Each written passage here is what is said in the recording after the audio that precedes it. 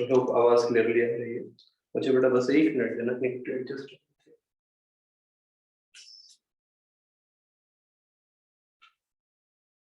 Give me just 1 minute बच्चों।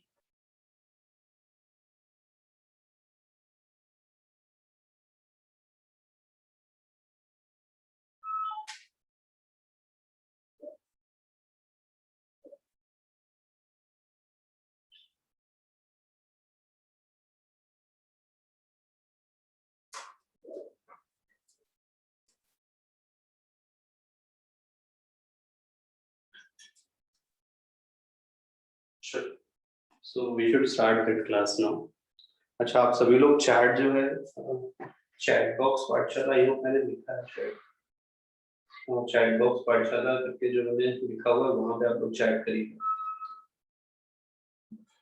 तो चलो शुरुआत करते हैं क्लास की वजह से। जो क्लास है हमारी लास्ट टर्म पे जहाँ पे हमने फिनिश किया था वहीं पे हम लोग कंटिन्यू करने वाले हैं। आपको अगर याद हो हम लोग इलेक्ट्रिक फील्ड पढ़ रहे थे बाय यूजिंग गॉस थ्योरम, और वहां पर मैंने आप लोगों को काफी सारी चीजें पढ़ाई थी। अगर आप याद करें तो मैंने एक तो कैलकुलेशन बताया था पॉइंट चार्ज की वजह से, दूसरा इनफाइनाइट लाइन चार्ज की वजह से मैंने आपका क्या कहते हैं इलेक्ट्रिक फील्ड का कैलकुलेशन बताया। आज की क्लास में भी मुझे इलेक्ट्रिक फील्ड का कैलकुलेशन और कुछ हिस्से हैं जो पढ़ाने हैं, और एक एक करके बात करते हैं, ठीक है। तो शुरुआत करते हैं electric field due to infinite sheet. Please write down the heading, please write down heading लिखिएगा आप लोग।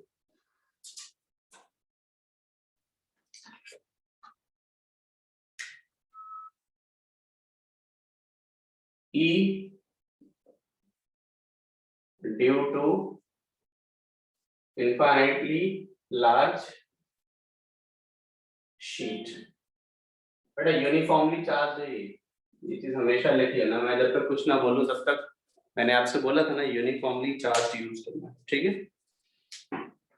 तो एक इनफाइनाइट शीट है और जो कि यूनिफॉर्मली चार्ज है, और उसकी वजह से हमें इलेक्ट्रिक फील्ड निकालना है। ये प्रूफ बहुत इंपॉर्टेंट है, स्कूल एग्जाम में बहुत पूछता है, मतलब बोर्ड एग्जामिनेशन में तो ये हिस्सा बहुत पूछा जाता है, और आपसे देखिएगा। सबसे पहले तो दो चीजें होती है, एक होता है शीट, होता है एक प्लेट, और दोनों का डिफरेंस पता होना चाहिए, दोनों का डिफरेंस पता होना चाहिए, ठीक है। मैं इस डिफरेंस को बताना चाहती हूँ। जैसे अगर मैं इस डिफरेंस को बताने के लिए जस्ट मोबाइल फोन ही यूज कर रहा हूँ। देखिए ये जो जैसे ये मोबाइल फोन है, इसमें कुछ थिकनेस है, आपको विजिबल है कि देयर इज सम थिकनेस, यहाँ पे कुछ थिकनेस है। तो ये एक सरफेस है और ये एक सरफेस है। बिकॉज ऑफ दिस थिकनेस यहाँ पे दो सरफेस, एक थिकनेस इधर है, एक थिकनेस इधर। तो ये एक प्लेट है, ठीक है। लेकिन अगर इस थिकनेस को हम नियरली जीरो कर दें, मतलब एक ऐसी सरफेस ले जिसमें थिकनेस ही ना हो, तो ये क्या कहलाएगा, शीट। शीट और प्लेट का बस यही अंतर होता है कि उनमें थिकनेस का फर्क होता है। तो प्लेट में क्या हो जाती है, एक इधर की सरफेस, एक पीछे की सरफेस। लेकिन शीट में क्या होता है, केवल एक सरफेस होती है, बिकॉज थिकनेस इज जीरो। मुझे ये बताओ बच्चों, क्या ये शीट और प्लेट का डिफरेंस तुम लोगों को समझ आया क्या? जस्ट टेल मी, शीट और प्लेट का डिफरेंस समझ आ गया? बस ये चीज याद रखना, शीट में एक सरफेस होती है, प्लेट में दो सरफेस होती है, बस यही एक मेजर डिफरेंस होता है। अब आप देखें यहाँ पर बच्चों, हम यहाँ पर शीट की वजह से इलेक्ट्रिक फील्ड की बात कर रहे हैं, वो भी इनफाइनाइट शीट की वजह से। तो आप देखें यहाँ पे इनफाइनाइट शीट की हम बात करने जा रहे हैं। ये एक इनफाइनाइट शीट है बेटा, यहाँ पर देखना है, ये इंफिनिटी चारों तरफ से इंफिनिटी की तरफ जा रहा है, और जिसपे चार्ज यूनिफॉर्म है, जिसपे चार्ज क्या है बेटा, यूनिफॉर्म है। इसमें चार्ज क्या है, यूनिफॉर्म। और हमें यहाँ पे इलेक्ट्रिक फील्ड कैलकुलेट करना होता है। मैंने आपको लास्ट वन पे भी बताया था कि जब भी हम इलेक्ट्रिक फील्ड गॉस थ्योरम की वजह से कैलकुलेट करते हैं, तो एक बात का बहुत ध्यान रखना होता है हमें, कि हमें फील्ड लाइंस पता होनी चाहिए कि फील्ड लाइंस किस तरीके की। मेरी बात समझ रहे बच्चों? हमें सबसे पहले इस बात का ध्यान रखना पड़ता है कि इलेक्ट्रिक फील्ड लाइंस जो है ना वो कैसी है। तो यहाँ पे इलेक्ट्रिक फील्ड लाइंस, अब मैं बनाने जा रहा हूँ इलेक्ट्रिक फील्ड लाइंस, आप सबसे ध्यान से देखिएगा। इलेक्ट्रिक फील्ड लाइंस जो होंगी उसमें ऐसी होती है, बेटा ये इनफाइनाइटली लॉन्ग है, बस ये मैं दिखाना चाहता था। फील्ड लाइंस देखो ऐसी, ऐसी फील्ड लाइंस होती है।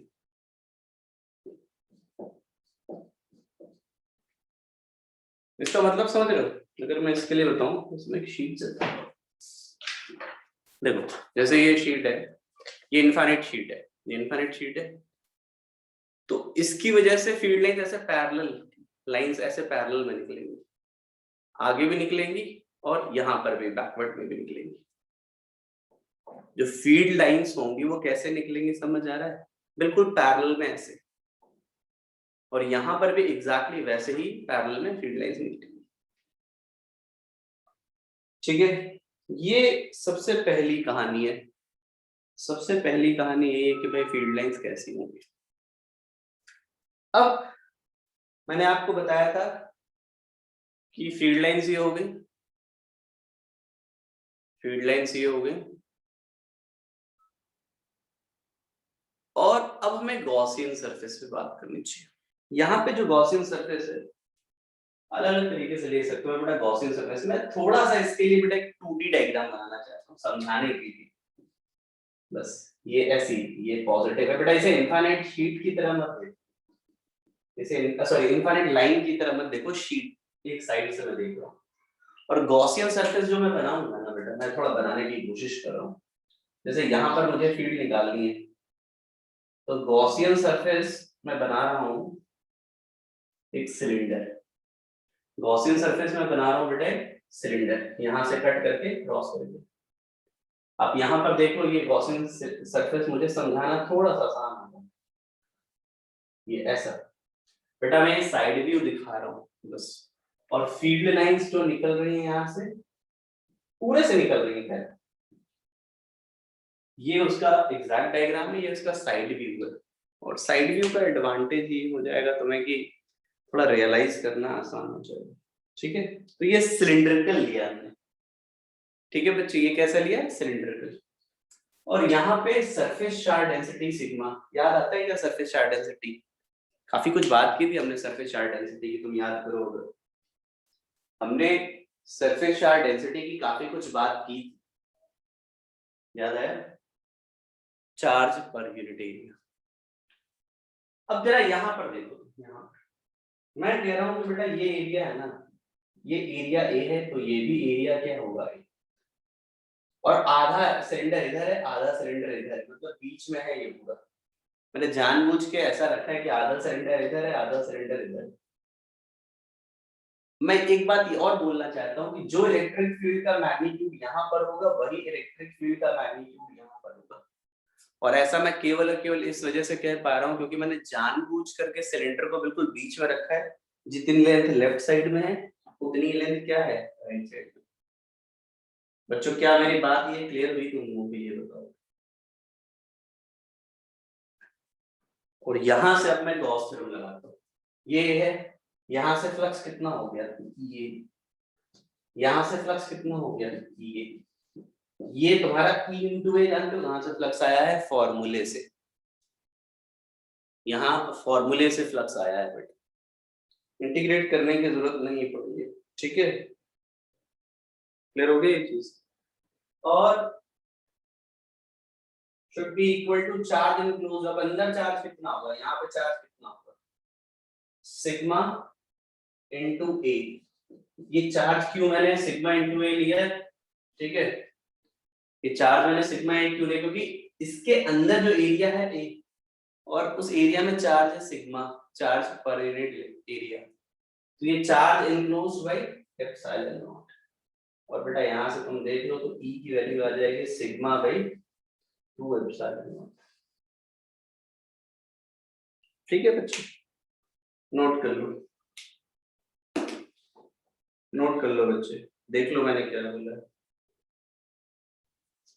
ईशा पारेख बेटा तुम पढ़ लो इसको, अपने आप धीरे धीरे सीख जाओगे मैं क्यों नहीं ले रहा हूँ या क्यों नहीं लेना चाहिए। ठीक है, तो थोड़ा जो मैं बोल रहा हूँ उस पर ज्यादा ध्यान दे। तो जल्दी सीखो, ठीक है बच्चे।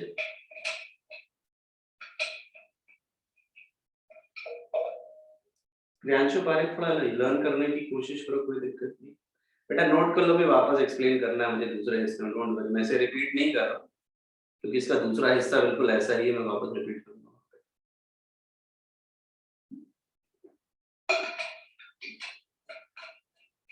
ठीक है बच्चों, जिसे कम समझ आया कोई दिक्कत नहीं, अगला हिस्सा वापस ऐसा ही है इसका।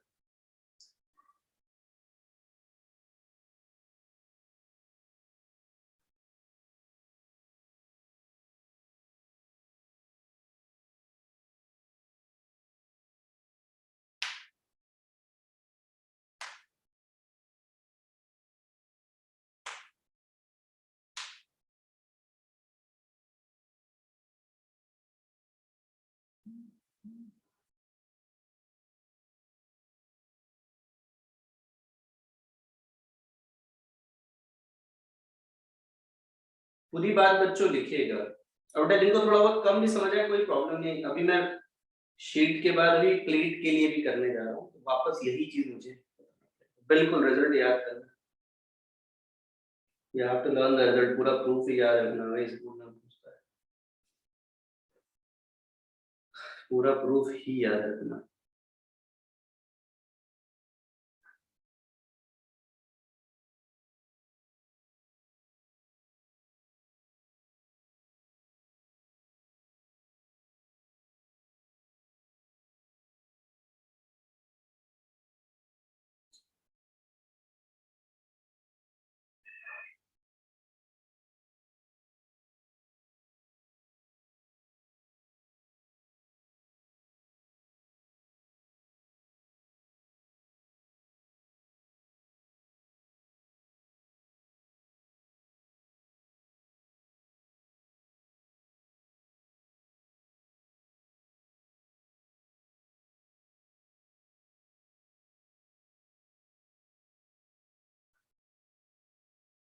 इलेक्ट्रिक फील्ड कांस्टेंट था इसलिए नहीं किया बेटा,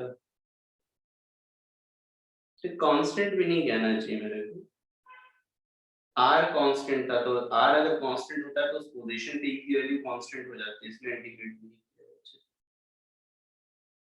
चलो यहाँ पर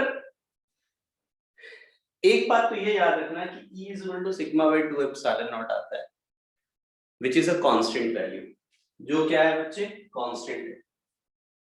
और ये बात याद रखने की चीज है क्योंकि आपको इलेक्ट्रिक फील्ड, इलेक्ट्रोस्टैटिक्स में बहुत कम ऐसी फील्ड मिलेंगी जो कि क्या होंगी, कांस्टेंट होगी, और ये इलेक्ट्रिक फील्ड यहाँ पे कांस्टेंट आ रही है।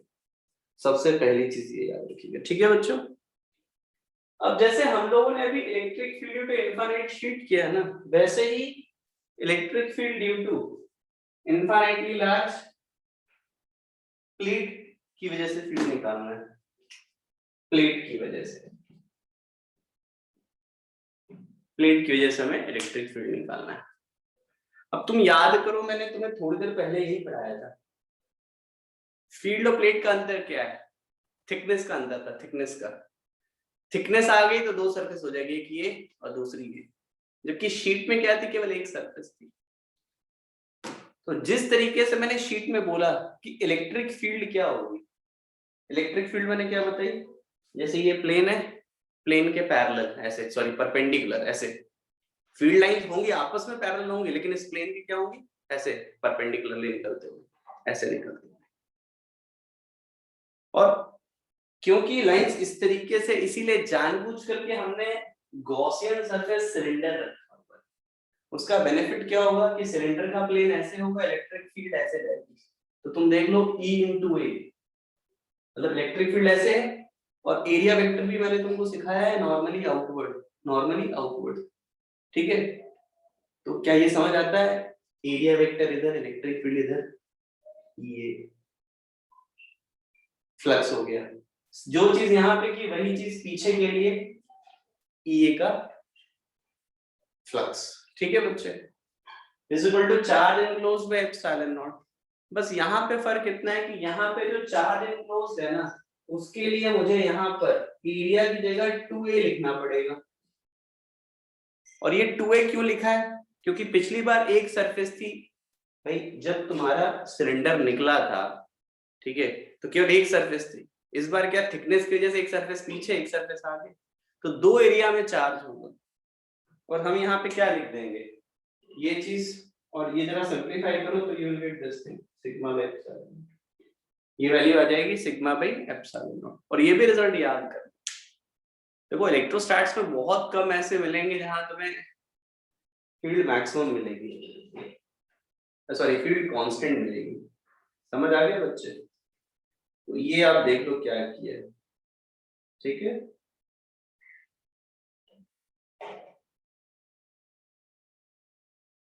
नहीं नहीं भाई आयुष दादी रो नहीं आए, सिग्मा ही आएगा क्योंकि चार्ज सरफेस पे फैला हुआ है, सबसे पहली बात ये है, ठीक है। और क्या कहते हैं तुम्हारा शिवेन मात्र, अगर मैं तुम्हारी बात करूं बेटा टू एरिया क्या, तुम्हें अभी इसमें क्या समस्या है, ऐसी कौन सी समस्या है?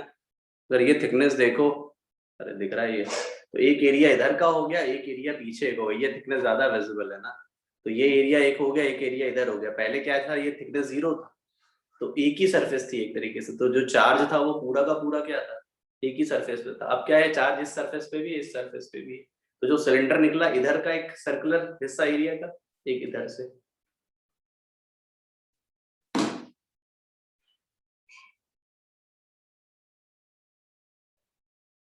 यार माधव वगैरह बहुत यार बेवकूफों जैसे सवाल पूछ लेते हो। मैं डांटना नहीं चाहता हूँ, लेकिन तुम लोग के क्वेश्चनों को देख देख के डांटने का मन करता है। तो इसका क्या जवाब दूंगी सर, इनफाइनाइट लाइन चार्ज नहीं, कांस्टेंट नहीं था, नहीं था तो नहीं था यार। ये किसने बोल दिया कि सब कांस्टेंट ही होगा? मैंने तुम्हें कभी बोला कि इलेक्ट्रिक फील्ड कांस्टेंट होगा, ये बताओ। कभी मैंने तुमसे ये बोला कि इलेक्ट्रिक फील्ड हमेशा कांस्टेंट होगा? तो ये सवाल पूछने का मतलब ही नहीं है, ठीक है। तुम अगर ऐसे वाहियात सवाल बेटा पूछोगे तो मैं तुम्हें क्वेश्चन का आंसर देना बंद कर दूंगा। थोड़ा लॉजिकल होके पूछो, फालतू सवाल मत पूछो। सेम स्टेटमेंट है जतिन अरोड़ा तुम्हारे लिए।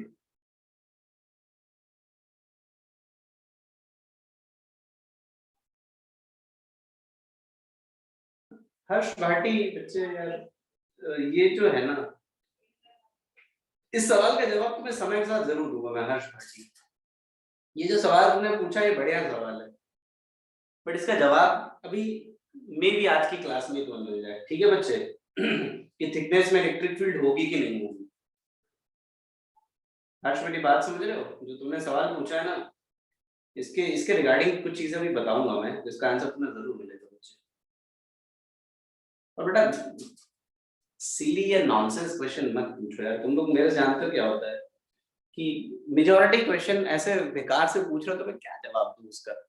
सुन लो, ऐसा जरूरी नहीं कि सवाल पूछना जरूरी है, मैं आंसर देने के लिए मना नहीं कर रहा, बट मुझसे कोई सेंस वाले सवाल तो पूछो, ठीक है। तो आई हैव रिक्वेस्ट की जो मैं पढ़ा रहा हूँ पहले थोड़ा सा ज्यादा पढ़ लो, क्योंकि तुम लोग को, कई बच्चों की मैं बात करूँ, मैं सबकी बात नहीं करूँ, बट बहुत सारे क्वेश्चन आते हैं जिनका मैं जवाब देता नहीं हूँ, वैसे इग्नोर भी करना पड़ता है क्योंकि वो बिना सिर पैर के सवाल होते हैं। सो जो मैं पढ़ा रहा हूँ एक बार कोशिश करो कि उसको थोड़ा सा ज्यादा फोकस करो, ठीक है बच्चों। अभी तुम लोग को चीजें पता नहीं है, इसलिए कई बार क्या होता है तुम्हें पता नहीं चलता। मैं ये भी नहीं कह रहा कि तुम जानबूझ के सिली क्वेश्चंस पूछते हो, कई बार तुम्हें पता ही नहीं होता कि वो क्वेश्चन कैसा है।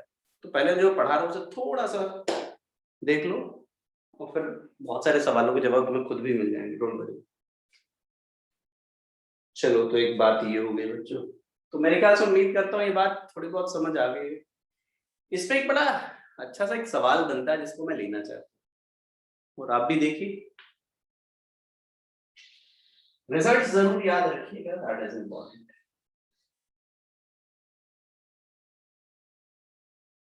बुक्स में काफी कॉमन सा क्वेश्चन होता है जो इस हिस्से में बहुत मिलता है। ये एक शीट है, ये एक शीट है, इस पे सिग्मा 1 है, इस पे सिग्मा 2 है, और मैं कह रहा हूँ ठीक है sigma 1 is greater than sigma 2। Infinite sheet है, ये भी इनफाइनाइट शीट है, ठीक है बच्चे। ये इनफाइनाइट शीट है, ये इनफाइनाइट शीट है। 3 पॉइंट्स है, 1 2 3, और इन तीनों पॉइंट पे तुमसे कहता है कि इलेक्ट्रिक फील्ड की वैल्यू बताओ।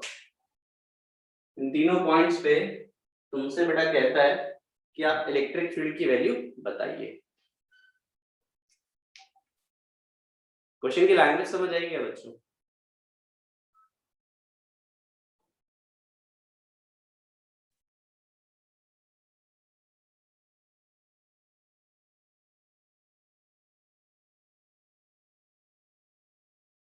बहुत सीधा सवाल है यार बच्चे, it's an obvious question, honestly I tell you it's an obvious question. मैंने कुछ नहीं दिया तो आप इसे पॉजिटिव ले लो, ठीक है। इसकी वजह से मैं कह रहा हूँ इलेक्ट्रिक फील्ड इवन आएगा, इवन इधर और इवन इधर, पॉजिटिव है तो अवे फ्रॉम द चार्ज, ठीक है। सिग्मा 2 ये पॉजिटिव है, इसकी वजह से E2 पॉजिटिव है, E2, ठीक है। अब 1 पे electric field E1 plus E2, 2 पे इलेक्ट्रिक फील्ड बड़ा कौन हो गया है, ये होगा E1 माइनस E2, 3 पे electric field E1 plus E2। बस एक बात का ध्यान रखना कि जो E1 है वो है सिग्मा 1/2 एप्सिलॉन नॉट, E2 है सिग्मा 2/2 एप्सिलॉन नॉट, ये है, ये वैल्यूज है। अब आप देख लो क्या कर रहे हैं बच्चे यहाँ पे, आप वैल्यूज रख दो आपको रिजल्ट मिल जाएगा। अब बड़ा आराम से देख लो क्या कर रहे हैं, बिल्कुल आराम से देखिए आप लोग, just take your time all of you, just take your time बच्चे।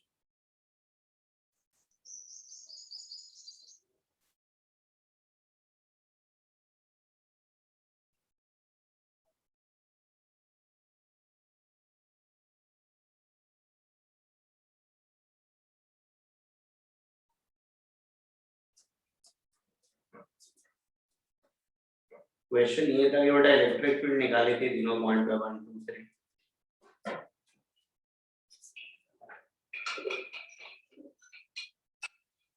तीन पॉइंट्स मैंने बनाए थे, इनफाइनाइट शीट था, उसकी वजह से इलेक्ट्रिक फील्ड निकालना था इन तीनों पॉइंट्स पे।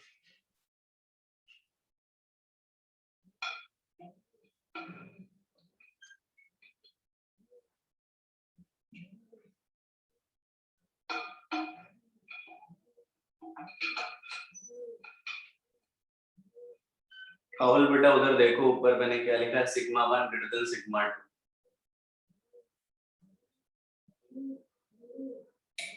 अक्षित अग्रवाल बिल्कुल डिफरेंस होता है।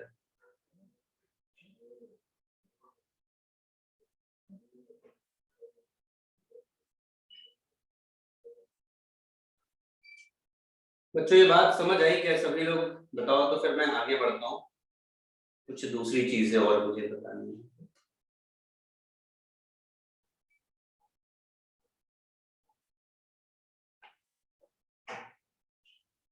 आगे बढ़ा जाए बच्चों फिर, क्योंकि इसका अगला वाला हिस्सा भी बहुत मजेदार है।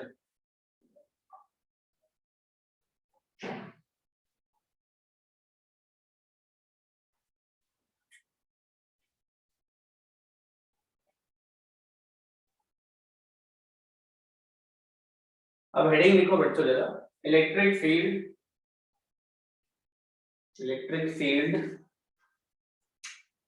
Due to a conducting sphere,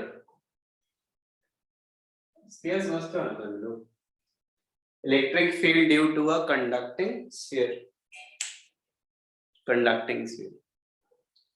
अभी कंडक्टर के बारे में बहुत चीजें हमने तो बात नहीं की है, बट हाँ एक बात मैं जरूर बोलूंगा कि जब भी कोई कंडक्टर होता है, ये जो मैं लाइन बोल रहा हूँ उसको बहुत अच्छे से लिख लेना, कि जब भी कोई कंडक्टर होता है ना, और जो भी चार्ज तुम कंडक्टर को देते हो तो सारा का सारा चार्ज सरफेस पर जाता है। कोई भी कंडक्टर होता है, जो भी चार्ज तुम कंडक्टर को देते हो वो सारा का सारा चार्ज सरफेस पर आ जाता है। And please write down this things, को लिख लो। Charge given to a conductor, charge given to a conductor resides on the surface, resides on the surface. Charge given to a conductor resides on its surface। मतलब समझ रहे हो ना, जो भी चार्ज तुमने कंडक्टर को दिया वो सारा का सारा सरफेस पर आना है, ठीक है। क्योंकि मैंने तुम्हें कंडक्टिंग स्फीयर की बात कर रहा हूं मैं, ये रहा कंडक्टिंग स्फीयर, और जो भी चार्ज मैं इस कंडक्टिंग स्फीयर को दूंगा ना, वो सारा का सारा चार्ज इसके सरफेस पर आ जाएगा। मतलब ये एक कंडक्टिंग स्फीयर है जिसपे चार्ज Q है और रेडियस R है, तो मैं ये कहूंगा कि इसका सारा चार्ज इसके सरफेस पे होगा। और ऐसा केवल मैं इसीलिए कह रहा हूँ क्योंकि ये कंडक्टर है, तुम इसे चार्ज दोगे तो इसका सारा का सारा चार्ज सरफेस पर ही आएगा। चाहे कुछ भी हो जाए, सारा का सारा चार्ज क्या होगा, सरफेस के ऊपर ही आएगा। मेरी बात समझ आ गई बेटा ये चीज? अब तुम्हें इसकी वजह से इलेक्ट्रिक फील्ड निकालना है, ठीक है।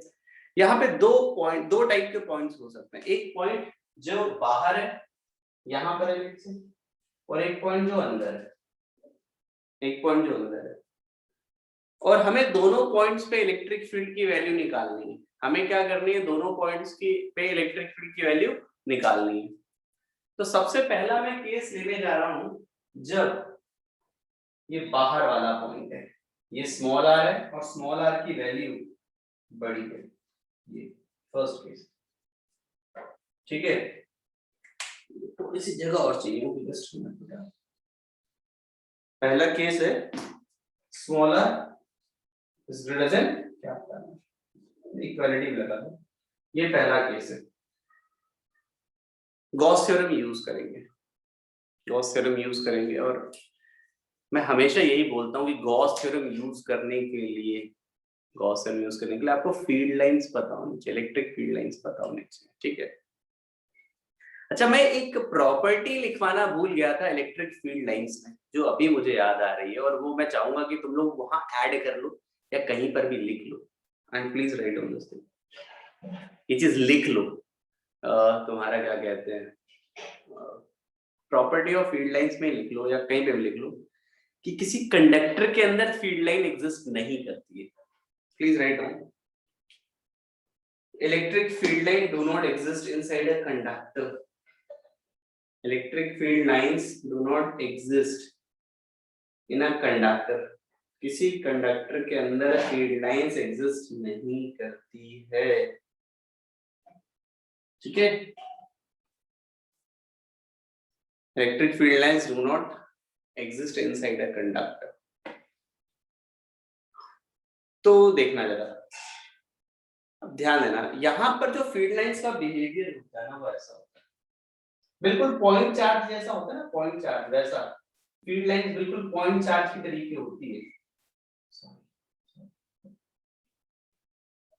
ऐसे फील्ड लाइंस बिल्कुल पॉइंट चार्ज की तरीके होती है, ऐसे बिल्कुल ऐसे फील्ड लाइंस होती है।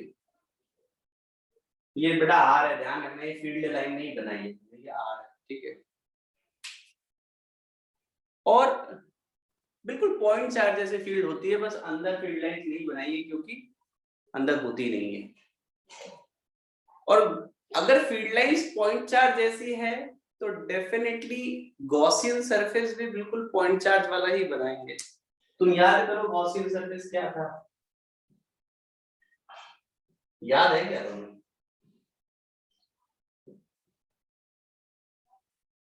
ये याद आया तुम्हें?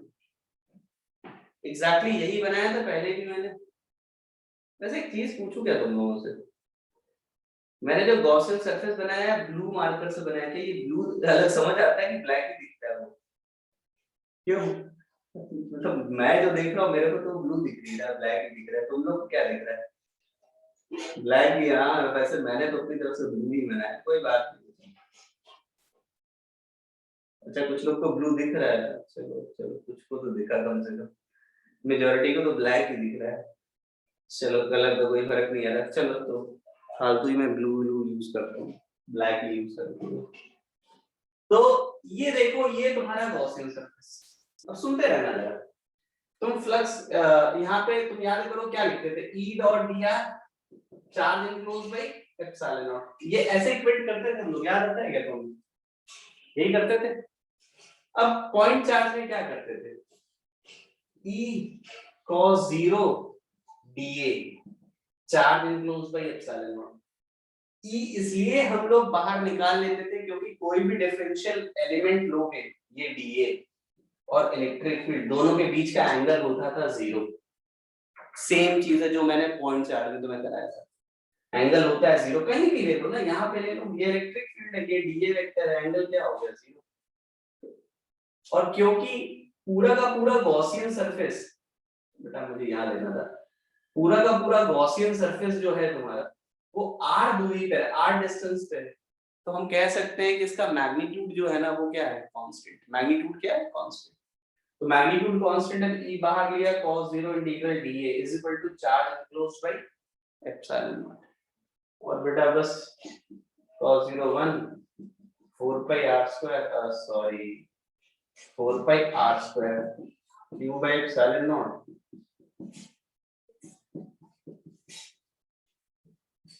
और ये फॉर्मूला भी वही आएगा बेटा, जानते हो क्या? जो तुमने पॉइंट चार्ज वाला निकाला था, एग्जैक्टली वही फॉर्मूला है। उम्मीद करता हूँ बच्चों ये प्रूफ समझ आ गया होगा। समझ आ गया बच्चों? और एग्जैक्टली ये क्या कहते हैं, पॉइंट चार्ज में जो मैंने बताया था सब कुछ वही लिखा है, कुछ भी नया नहीं लिखा ऑलमोस्ट, इसलिए पॉइंट चार्ज वाला फॉर्मूला है, नोट कर लो बेटा।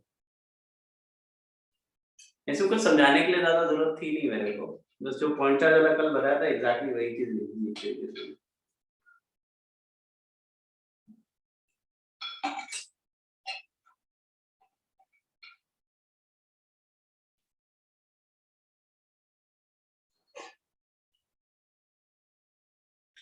नहीं नहीं महक दवे बेटा, चाहे ये सॉलिड स्फीयर हो चाहे ये हॉलो स्फीयर हो, रिजल्ट सेम होगा।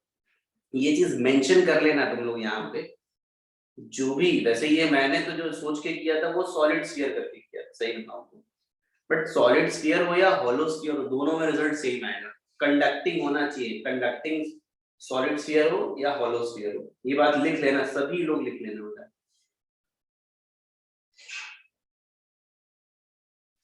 ठीक है, तो ई डॉट डी ए होना चाहिए, सही कह रहा है, ई डॉट डी ए होना चाहिए।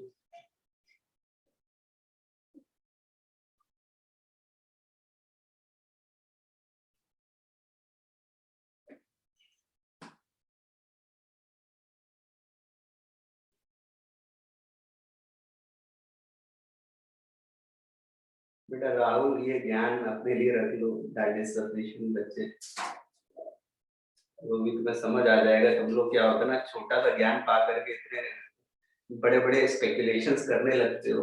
राहुल मैं तुम्हारे लिए कह रहा हूँ, इसलिए अभी थोड़ा शांति बना के रखो और देखते रहो क्यों कर रहे हैं क्या नहीं कर रहे हो, छोड़ दो, ठीक है बच्चे? क्योंकि अभी इतना पता नहीं तुम, इसलिए शायद ये चीज पूछ रहे हो।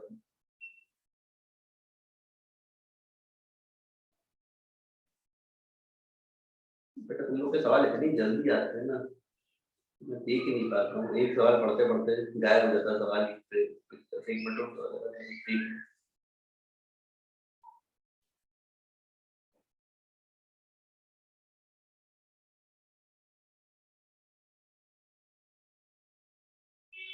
देखना बेटा तुम्हारा सवाल लिखूंगा ऑनेस्टली।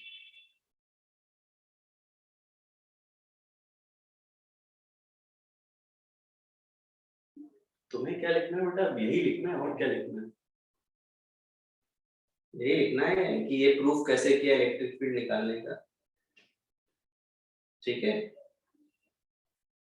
अभी ये बेटा बाहर के किसी पॉइंट के लिए इलेक्ट्रिक फील्ड था, ये केस में इलेक्ट्रिक फील्ड हमने निकाला है, ठीक है बच्चे? तो भाई आई होप समझ आ गया क्या लिखना है, तुम लोग को यही समझ आ गया।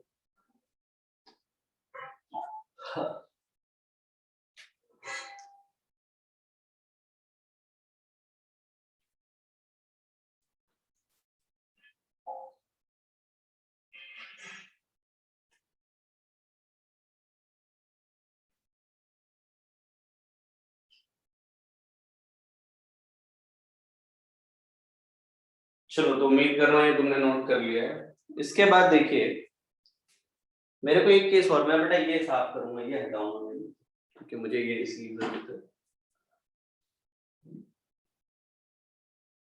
मैं इसको हटाने जा रहा हूँ बेटा, आई होप तुम लोगों ने नोट कर लिया है।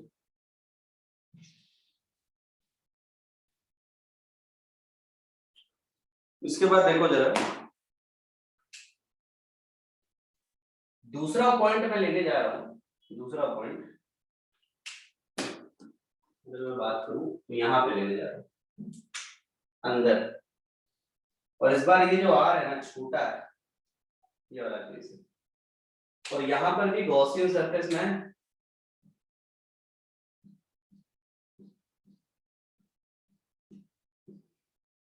ये गॉसियन सरफेस बना दिया मैंने इस बार, ये गॉसियन सरफेस बना दिया है। और फिर से ही लिखेंगे integral E dot D A charge enclose by epsilon naught E cos 0 dA q bye epsilon not, सब कुछ वही लिख रहा हूँ, बस फर्क इतना है कि अंदर कोई चार्ज नहीं है, कंडक्टिंग स्फीयर है ना। थोड़ी देर पहले मैंने बताया था कि कंडक्टर के अंदर जो भी चार्ज देते हो सारा बाहर आ जाता है, तो ये क्या हो जाएगा जीरो, तो ये जीरो हुआ तो इलेक्ट्रिक फील्ड क्या हो जाएगा, तो कंडक्टर के अंदर इलेक्ट्रिक फील्ड जीरो होती है, ये चीज भी याद रखनी।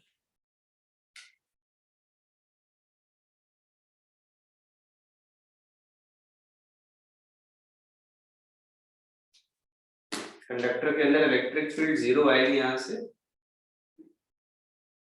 ये आएगा, ठीक है बच्चों।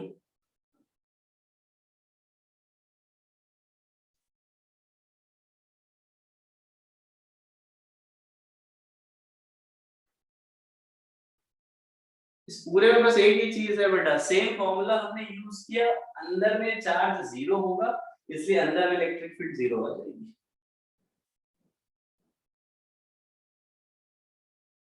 अब देख लो कैसे या क्या किया है हमने यहाँ।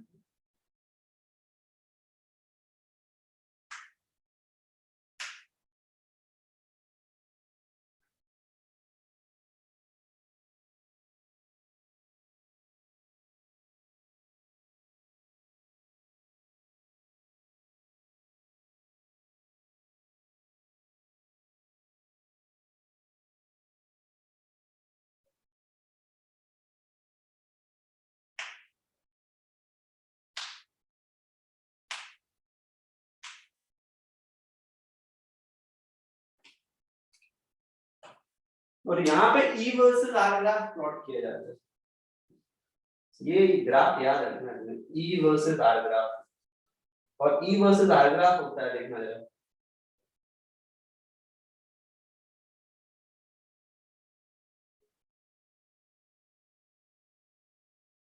ये होता है, देखो अंदर के लिए जब तक रेडियस तक नहीं है तब तक इलेक्ट्रिक फील्ड जीरो, ये देखो जीरो मैंने बनाया है यहाँ पे, ठीक है, अंदर पूरा जीरो, यहाँ से यहाँ तक जीरो। उसके बाद इलेक्ट्रिक फील्ड का फॉर्मूला अभी मैंने बताया था ना बाहर के लिए, क्या था, के क्यू बाई आर स्क्वायर, तो ये इसके बाद तुम्हारा क्या आ जाएगा, ग्राफ आ जाएगा, मतलब अंदर में जीरो होगा, बाहर के लिए बिल्कुल पॉइंट चार्ज वाला फॉर्मूला है, तो मैंने ग्राफ वैसे ही बनाया है। और ये चीज याद भी रखिएगा बच्चों, ये चीज याद भी रखिएगा आप लोग।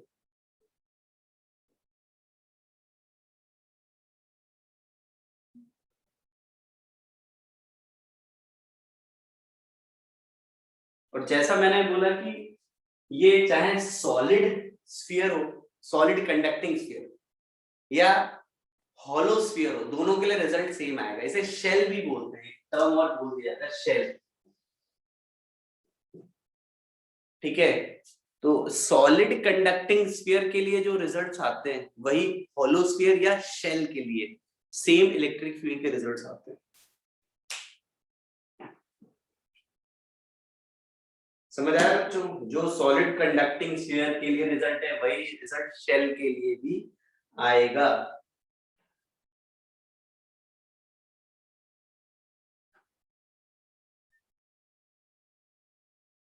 वही अभी थोड़ी देर में मैं यही पढ़ाने वाला हूँ। हाँ भावेश जन सही कह रहे हो तुम। चलो अब इसको लिख लिया तो मैं हटाऊं, तुम हटा दूं मैं इसको, जल्दी से नोट करो इसे भाई, जल्दी से नोट करो इसे।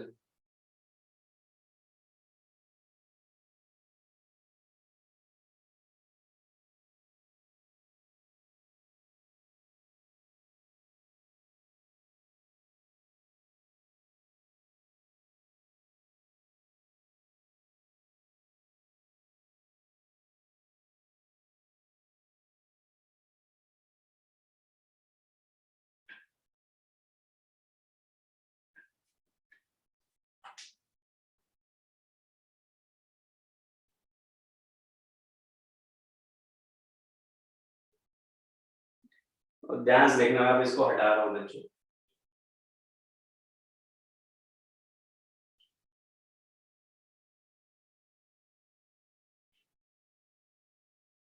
हेडिंग लिखो जरा,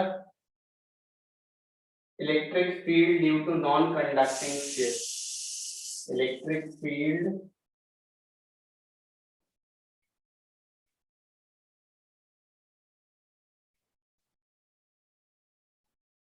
due to non conducting sphere.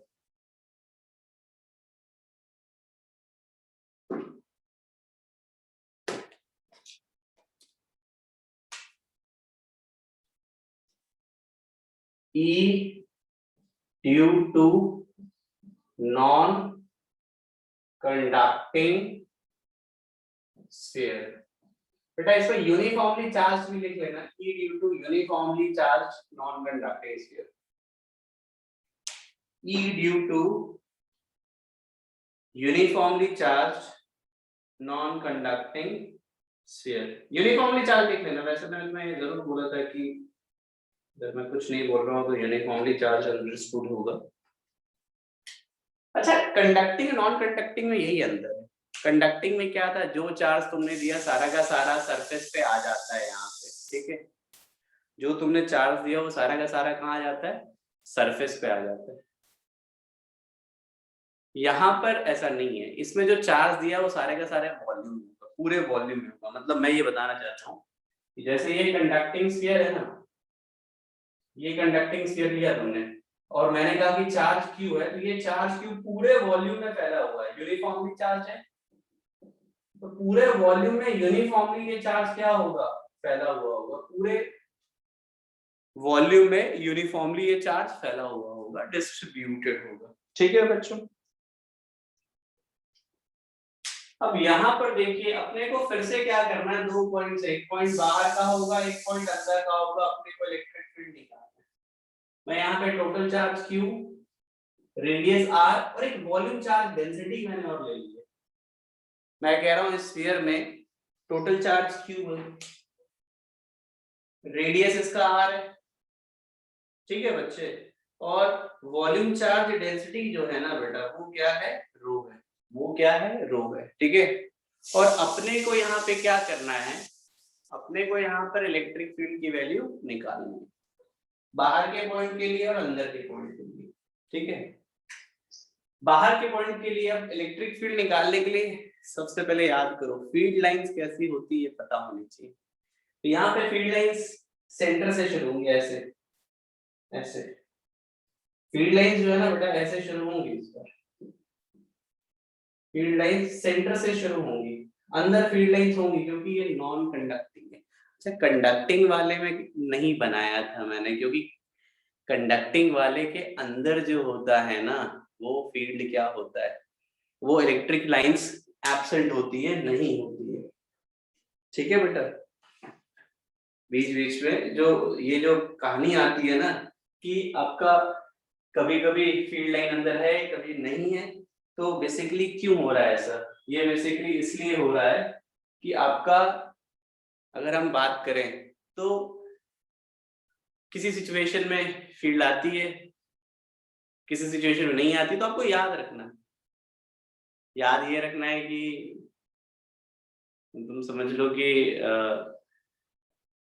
Conductor के अंदर फील्ड लाइंस नहीं लेनी है और नॉन कंडक्टिंग में फील्ड लाइंस आनी है, ठीक है बच्चे। अब इसके लिए अगर मैं बात करूं यहां से सबसे पहले गॉसियन सरफेस बनाते हैं। ये गॉसियन सरफेस बनेगा, ये गॉसियन सरफेस। और सही बताऊं तो जो चीज मैंने अभी थोड़ी देर पहले कंडक्टिंग के लिए बात की थी, जो चीज मैंने कंडक्टिंग के लिए बात की थी, एग्जैक्टली नॉन कंडक्टिंग के लिए सेम चीज बनानी है। और इसके लिए क्या करेंगे बेटा, मैं सब कुछ वही लिख दे रहा हूँ। E dot D A charge enclose by epsilon naught, E cos 0 बाहर, D A charge enclose by epsilon naught, E ये हो जाएगा 4 पाई आर स्क्वायर, क्योंकि ये डिस्टेंस जो यहाँ से यहाँ तक की दूरी आर है, charge enclose by epsilon naught, और ई की वैल्यू क्या आ जाएगी, q by 4 pi epsilon naught r square.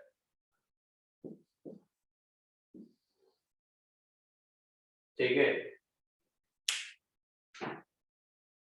Exactly वही आएगा बेटा जो हम लोग कर सकते हैं। नोट कर लो जरा।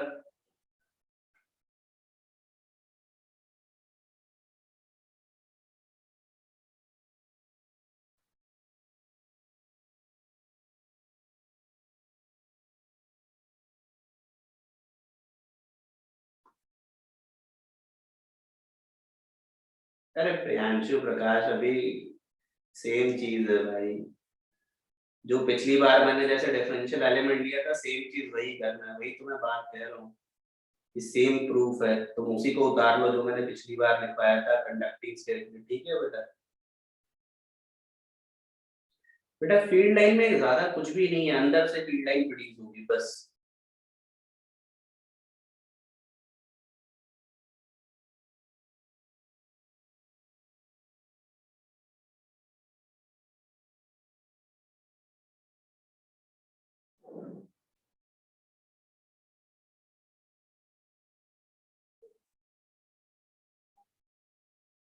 हाँ बेटा, ये पहला केस है, ये बाहर वाला केस है।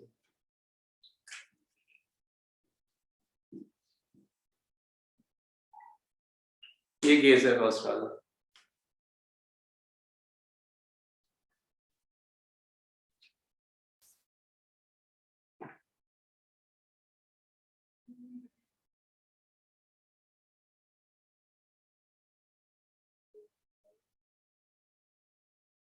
सिंगल है, थोड़ा सब्र रखो। ठीक है, ये बार बार बोलना समझ नहीं आती मुझे, बार बार क्यों बोलना पड़ रहा, सब्र रखो। मैं तुम्हारा टाइम पास नहीं कर रहा है बैठ के, कि मैं तुम्हें एक ही चीज पढ़ाऊंगा। ठीक है बच्चे, सो कीप गोइंग।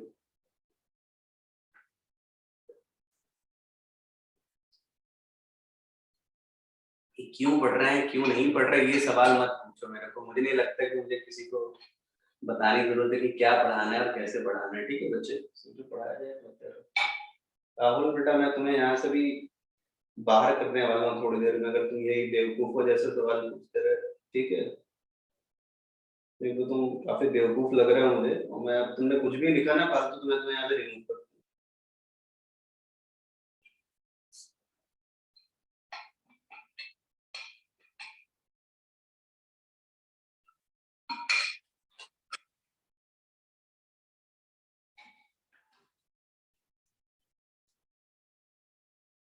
ठीक है बच्चों, मतलब मैं बाकियों से कह रहा हूँ बेटा, आई होप समझ आ गया हो। इसमें बाहर वाले में कोई प्रॉब्लम, कोई चेंज नहीं आने वाला, तो मजेदार बात अंदर थी। और उम्मीद करता हूँ काफी लोग समझ गए होंगे कि ये डिफरेंस क्या था, क्या कहते हैं तुम्हारा, कंडक्टिंग और नॉन कंडक्टिंग का। मेनली इसी वजह से तो इसको ऐड अलग से करना पड़ता है, क्योंकि इसमें फील्ड लाइन अंदर है, यहाँ पर अंदर भी इलेक्ट्रिक फील्ड आने वाली है। बाहर में कोई फर्क नहीं पड़ा, बाहर में तो बेटा ये वापस बिल्कुल वैसा का वैसे ही है जैसे कंडक्टिंग स्फीयर के लिए किया था।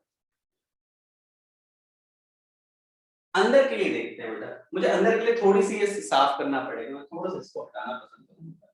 आप लोग बेटा दूसरा डायग्राम बनाना, उसी में कचड़ा मत कर देना। ठीक है, तुम लोग खिचड़ी मत बनाना उसी के अंदर, क्योंकि तुम्हें इसे अलग करने की जरूरत है। ठीक है, मैं वापस पूरा लिख दे रहा हूँ,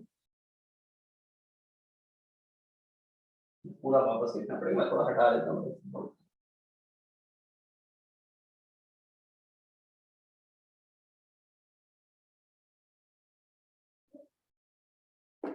इसमें हाँ, अंदर के लिए इलेक्ट्रिक फील्ड, यहां पर इलेक्ट्रिक फील्ड हमें लेना है r डिस्टेंस पर। गॉसियन सरफेस अभी भी बिल्कुल वैसा ही बनाने वाला हूं मैं बेटा, जैसा हम लोग पहले बना रहे। गॉसियन सरफेस ये बनेगा, और इस बार r छोटा है, ठीक है, r ये छोटा है। अब ध्यान देना बच्चों, सभी लोग बहुत अच्छे से ध्यान देना। ये गॉसियन सरफेस बनाया मैंने, डिफरेंशियल एरिया ये हो गया, इलेक्ट्रिक फील्ड इधर हुआ, डिफरेंशियल एरिया ये हो गया, दोनों के बीच का एंगल 0। कोई मुझसे पूछ भी रहा था, मैंने बोला था भाई पिछले बार वाला ही देख, ये एग्जैक्टली यही चीज था, ठीक है बच्चे। तो शुरुआत हम लोग यहीं से करते हैं ना, ऐसे ई डीए cos 0 चार्ज इनक्लोज्ड, इस बार मैं लिख रहा हूं enclosed, by epsilon not, cos 0 1 हुआ, ई इंटीग्रल डीए। यहां मजेदार बात है, चार्ज इनक्लोज्ड, चार्ज, इसके अंदर का चार्ज निकालना हमें। इसके अंदर का चार्ज कैसे निकालोगे भाई, तुम याद करो, वॉल्यूम चार्ज डेंसिटी रो बोला हुआ है।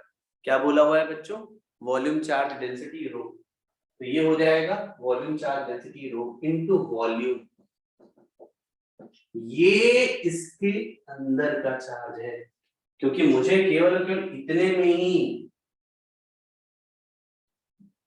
ही चार्ज निकालना है, ठीक है बेटा, इतने में ही चार्ज निकालना है, ठीक है, डिवाइडेड बाय एप्सिलॉन।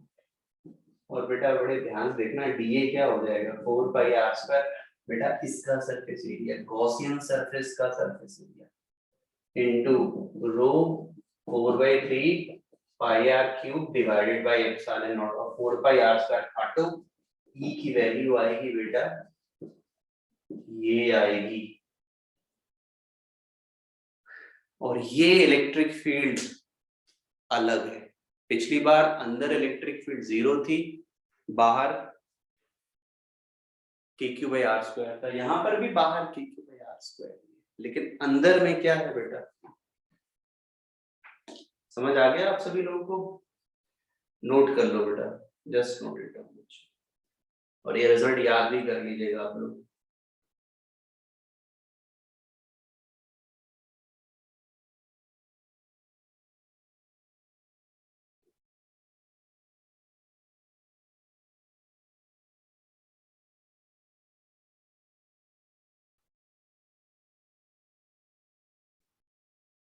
इस रिजल्ट को जरूर याद रखना बेटा, ये बहुत काम आने वाला है, बहुत काम आने वाला है, काफी यूज करेंगे इसे हम लोग।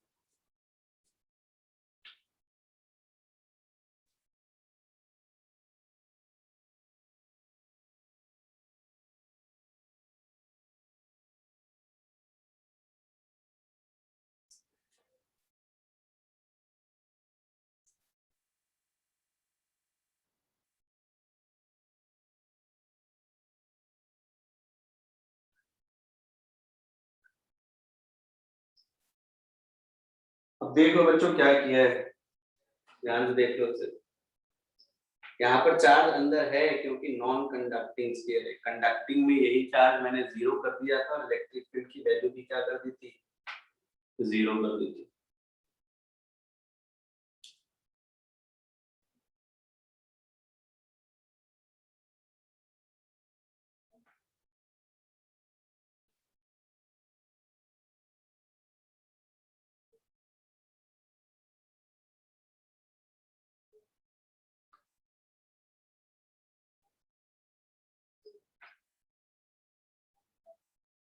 नोजी पारेख, सही कर रहे हो।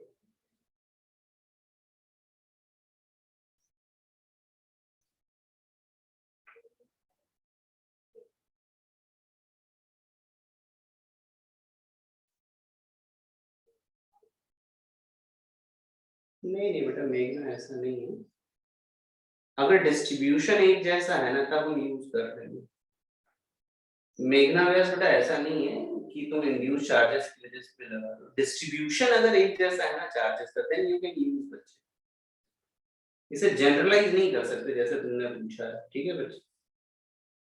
अगर डिस्ट्रीब्यूशन इंड्यूस चार्जेस का ऐसे ही आ जाए then we can do that, ठीक है। इसमें एक चीज और है, मुझे E versus R graph plot करना है। E वर्सेस R,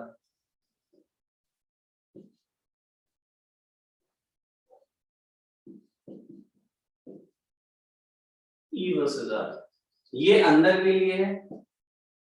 ये देखो ये बेटा दिखता है, ये एक स्ट्रेट लाइन है, E प्रोपोर्शनल टू R आ रहा है, it should be a straight line, it should be a straight line, ये एक स्ट्रेट लाइन का आना चाहिए, ठीक है। और उसके बाद जो पहले हमने बनाया था,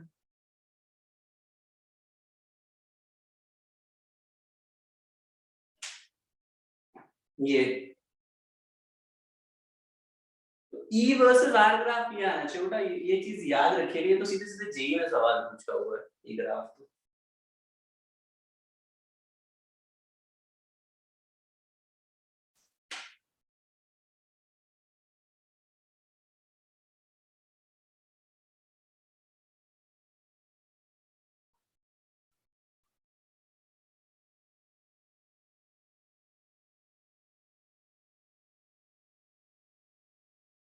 बेटा y इक्वल टू mx का फॉर्म है यार, लाइन पढ़ लिया नहीं पढ़ लिया परीक्षित, अब ये सवाल पूछना समझदारी नहीं है। ये y इक्वल टू mx,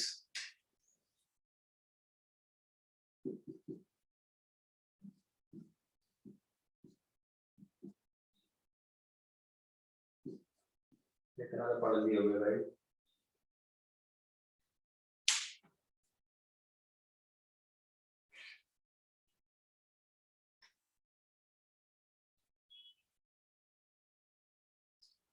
चलो भैया तुम्हारे लिए होमवर्क है कुछ,